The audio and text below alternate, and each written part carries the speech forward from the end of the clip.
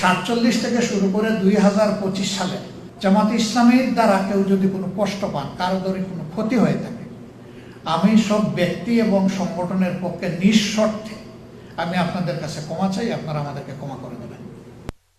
আজকের দিন পর্যন্ত আমরা ভুল করি না, এই কথা বলবো কিভাবে? আমরা মানুষ, আমাদের সংগঠন একটা মানুষের সংগঠন। আমাদের 100টার মধ্যে 99টা ডিসিশন সঠিক, একটা তো বেঠিক হইতে পারে। সেই বেঠিক একটা ডিসিশনের জন্য আমার জাতির তো কোনো ক্ষতি হতে পারে।